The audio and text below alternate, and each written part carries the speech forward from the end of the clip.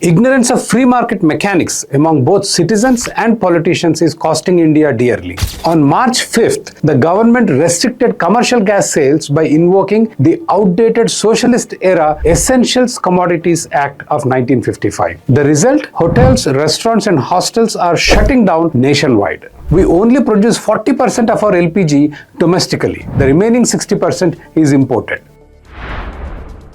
The government announced a 10% increase in domestic production and expanded imports from 27 to 40 countries.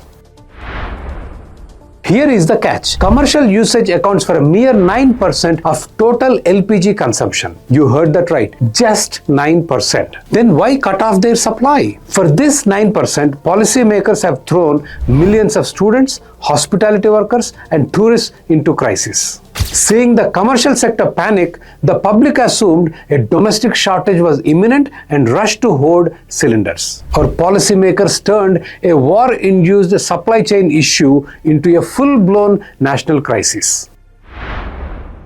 When a commodity is scarce, its price naturally rises. This price signal automatically reduces consumption. For example, last week my wife simmered bone broth on the stove for 3 hours. If gas prices had spiked, would she have boiled it that long? Certainly not. She would have reduced her usage. Governments should not be in the business of picking winners and losers. If prices rise naturally during a shortage, demand drops and gas remains available for everyone. Europe saw LPG prices rise by 30%. Singapore cylinder prices went up by $1.50 last week. Whereas India, still stuck in the socialist era mindset, resorted to severe restrictions.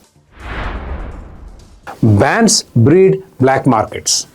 People are buying domestic cylinders for 1,000 rupees, illegally transferring the gas into commercial ones and selling them for 4,000. So what has this ill-conceived policy achieved? Self-inflicted economic destruction. Until we understand how market mechanisms actually work, India will keep repeating these blunders, perpetuating our economic suffering.